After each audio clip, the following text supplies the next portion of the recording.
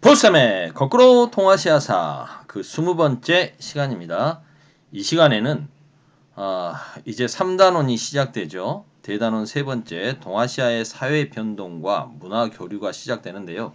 그 첫 번째 중단원 첫 번째로 전쟁 이전의 동아시아 국제전쟁 이전의 동아시아 정세에 대해서 살펴보자는 건데요. 14세기부터 16세기까지 동아시아 국제 정세를 중심으로 살펴보도록 하겠습니다. 먼저 학습 목표로 이 시간에는 중원지역, 명나라의 정치 사회적 상황을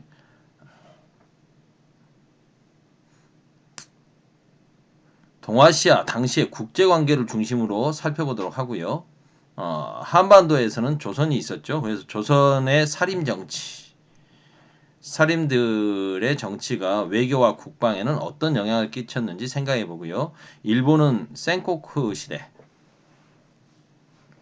전국시대였지 않습니까? 이 전국시대 통일이 일본의 전국시대 통일이 일본 국내외에 끼친 영향이 무엇인지 살펴보면서 수업 시간에는 도쿠가와 이에야스 말고 토요토미 히데요시에 대해서 역사 법정 형식으로 수업을 진행해 보도록 하겠습니다. 먼저 명나라의 상황을 좀 살펴봐야 되겠는데요. 명나라는 나라 안팎으로 힘든 상황이었습니다. 나라 안의 우환과 바깥에서의 환란이 겹쳐져 있었다. 그 와중에서 장거정이라고 하는 사람이 나름 내정 개혁을 하려고 노력도 했죠. 우리 교과서에 보면 지도에 좀 잘 나옵니다만 몽골이 원나라를 물리치고 원나라를 무너뜨리고 이제 원나라를 무너뜨렸다기보다는 원나라를 북쪽으로 쫓아내고 몽골 고원으로 밀어내고 중원을 통일한 거지 않습니까? 중원을 장악한 건데 남쪽에서 출발해서 밀고 올라와 가지고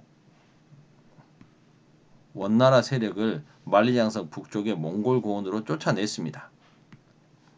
그러면 몽골이 망한 건 아니었거든요. 원나라가. 그래서 북원이라는 이름으로 여전히 저 북쪽에 있었던 거죠. 이런 상태에서 이제 세워졌던 명나라는 영락제 때 수도를 베이징으로 옮기죠. 이런 상황이었습니다. 그런데 이 몽골 지역에서 오일라트라고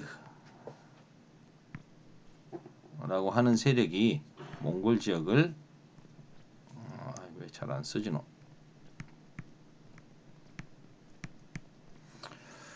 통일한다? 몽골 지역에 영향력을 행사하게 되는데요. 이 오일라트의 에센이라고 하는 자가 처음에는 이제 좀 명나라하고 교역을 하는 거죠.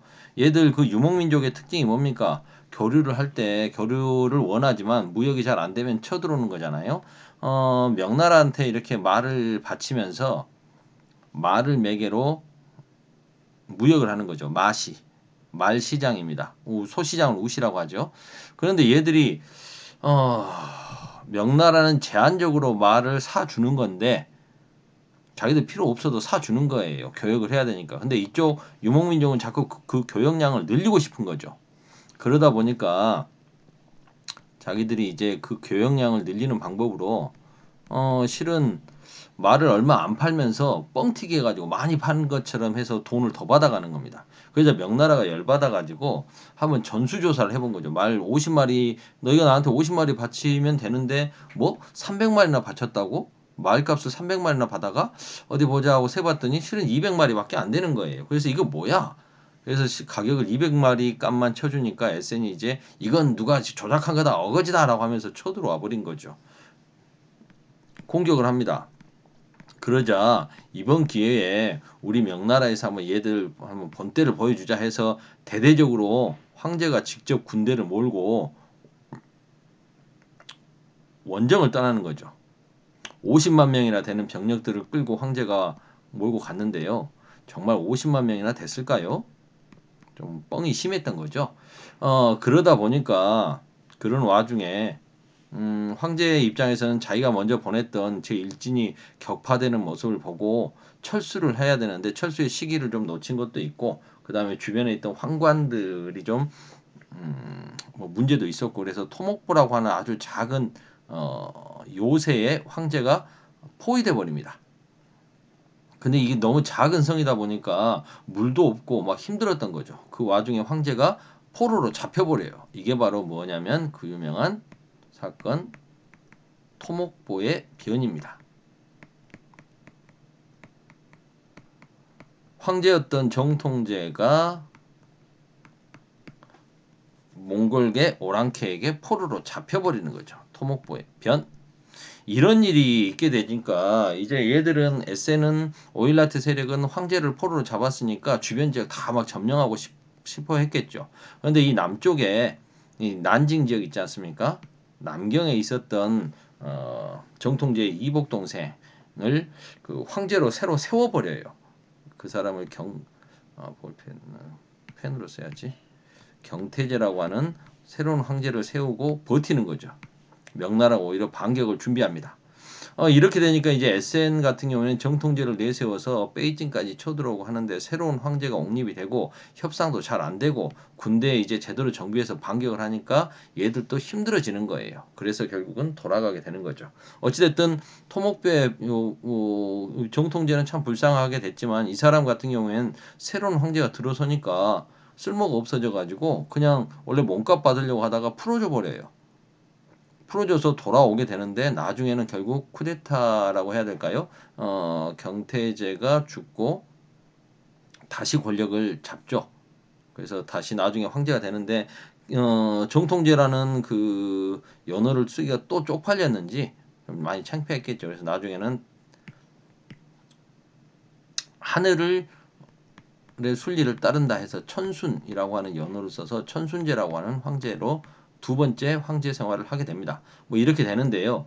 그 뒤에도 이 원나라 쪽에서도 북원 몽골 쪽에서도 좀 문제가 있었던 게 오일라트는 엄밀히 말하면 정통 그 칭기스칸 후손들이 아니었거든요. 그래서 나중에는 타타르부에서 다시 또 이쪽 지역을 통일하게 되는 거죠. 타타르부의 다얀 칸이라고 하는 사람이 권력을 잡고 그의 손자였던 알탄 칸이 또 명나라를 쳐들어왔는데 그때는 베이징까지 포위해 버리죠. 이게 지금 여기서 나오는 말이 그 이야기입니다. 베이징을 포위했다고 하는 것은 나중에 타타르의 침략자였던 알탄 칸의 이야기죠. 알탄 칸의. 그래서 이 토목보의 변, 베이징 포위 이거 다 지금 오일라트, 타타르 다 몽골계 애들이죠. 오일라트부나 타타르부의 침략을 받았다. 그래서 이제 명나라로서는 만리장성을 다시 축조하게 된다. 그래서 우리가 지금 알고 있는 만리장성은 이때 다시 대대적으로 다시 만들어진 것이다. 그리고 일본 애들이 또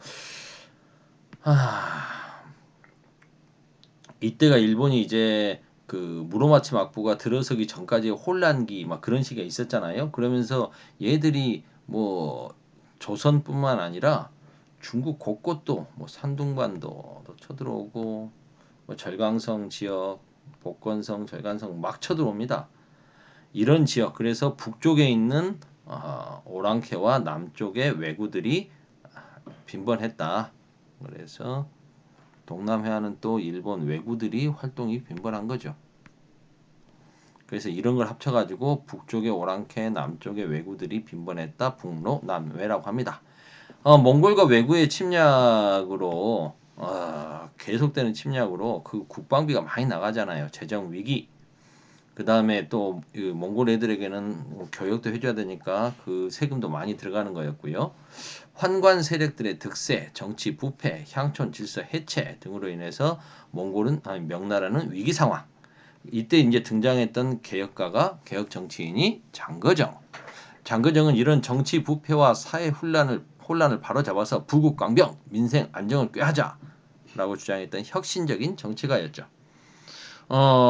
그는 어린 황제 만력제는 우리하고도 굉장히 관련이 깊죠. 나중에 그 임진왜란 쳐들어왔을 때 명나라에서 군대 보내주고 했던 게 이 만력제입니다.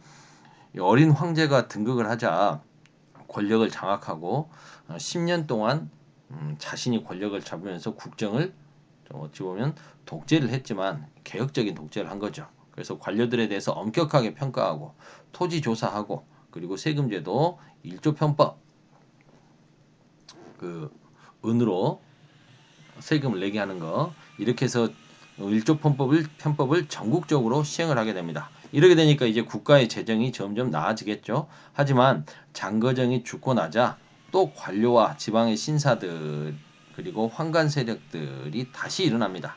그러면서 명나라의 혼란은 심해지는 거죠. 빨리 끝내고 싶었는데 이거 명나라만 설명하는데 벌써 10분이 가버렸다. 조선은 여러분들 다 아시는 이야기니까 빨리 끝냅시다. 당시 조선 우리나라는 살인들이 집권을 하죠. 살인들이 중앙 정계를 장악한 것까지 좋았는데 뭐 훈구파와 살인파의 대립 아시지 않습니까? 훈구 대 살인의 대립에서 결국 4대 4화로 힘을 잃기도 했던 살인들은 향약과 서원 등을 통해서 지방에서 기반을 다지고 계속해서 중앙 정계로 진출해 가더니 결국 선조 때는 이르러서 중앙 정계를 장악하죠. 근데 장악하면 뭐 합니까? 자기들끼리 또 나눠지죠. 붕당이 형성되죠. 동인과 서인. 그리고 이제 자기들끼리 이 한자 그대로 벗붕자 벗처럼 당을 만들어서 벗붕 좋게 지나면 좋을 텐데 결국은 또 대립이 격화돼요. 그리고 대지주의 토지 겸병 등으로 농민들이 몰락하고 농민들이 몰락한다. 서민들이 몰락한다. 이건 동서고금을 막론하고 서민들의 몰락은 나라의 약화를 가져옵니다. 국방력도 약화되고 나라가 힘들어지는 거죠. 농민들이 몰락했다는 말은 군 복무 인원과 전세 수입이 줄어들었다는 이야기죠. 그리고 농민들에게 부과하던 군역 부병제로 너 이 땅 갖고 세금 내니까 군대 와라고 했던 것이었는데 대신에 이제 군포를 받고 군대를 직업군인처럼 고용하는 방군 수포제가 이제 불법적으로 행해지던 대리군 제도 같은 게 이제 전면적으로 합법화된다는 겁니다. 방군 수포라고 하면 이건 이제 놓을 방 군사군 받을 수 포니까 군포를 받고 군대 군적에 있는 사람을 놔준다라는 겁니다. 네가 이렇게 군대 오는 대신에 포를 대신 내라. 그럼 내가 이거 가지고 직업군인 살게 뭐 이런 거죠. 그러면 이제 실제 군적에 올라 있는 사람보다 동원할 수 있는 군인 수가 부족해지겠죠. 대외적으로는 4대 교린 정책을 썼지 않습니까? 큰 나라는 섬기고 주변 나라들과 이웃국과 사귄다 뭐 이런 거죠. 명나라에게는 이제 조공 책봉 질서 하에서 명나라에는 대국으로서 섬기며 조공을 바치고 주변 나라들과는 교역을 한다. 일본과는 삼포를 중심으로 교역을 하죠. 제포, 연포, 부산포. 제포는 지금의 그 어디입니까? 요 진해, 네이포라고도 하고요. 연포는 울산, 부산포는 말 안 해도 아시겠죠? 부산. 근데 이 몽골 사람들과 마찬가지로 일본도 한국과 조선과 교역의 양을 계속해서 늘리고 싶은 거죠. 그게 안 되면 어떡합니까? 반란도 일으키고 그게 삼포외란 아닙니까? 여러분들 들어봤을 거예요. 그래서 외란이 자꾸 심화되고 을묘 외변 같은 것도 일어나고 하니까 나중에 요 변란을 진압하는 대비하는 임시기구로 비변사를 설치하고 했던 거 아시죠? 아마 한국사 시간에 배웠을 겁니다. 그다음 일본은 센코쿠 시대. 센코쿠는 뭐 전국 시대라고 우리말로 하면 전국 시대죠. 한자로 센코쿠 시대. 아니 한자로는 전국이고 일본말로 발음으로 전국의 센코쿠입니다. 15세기 중반 이후에 각지의 다이묘. 이 다이묘라고 하는 거 수호. 다이묘라고 하는 애들은 뭐냐? 일본의 그 헤이안 시대에 등장해서 그 에도마쿠 말기까지 각 지방의 영토를 다스리고 권력을 행사하던 지방의 유력자들이 다이묘입니다. 이런 다이묘들이 이제 등장을 해가지고 뭐 예전부터 등장했지만 얘들이 이제 사실상 지방의 왕 같은 애들인 거 아닙니까? 지역 국가의 수장이니까 얘들이 이제 패권을 노리면서 싸워가는 게 전국시대입니다. 무로마치 막부가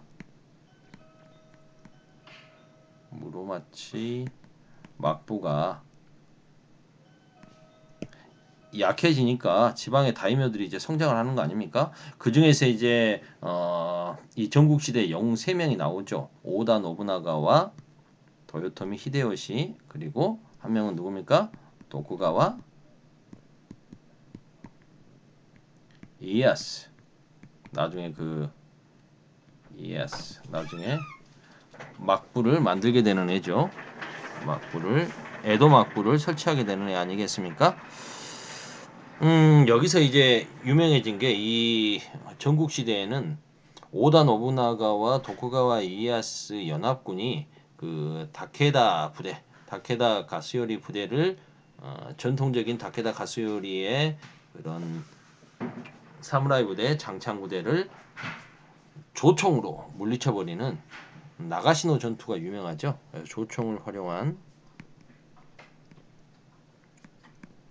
나가시노 전투. 아이고 글씨가 잘 안 써지네요. 나가시노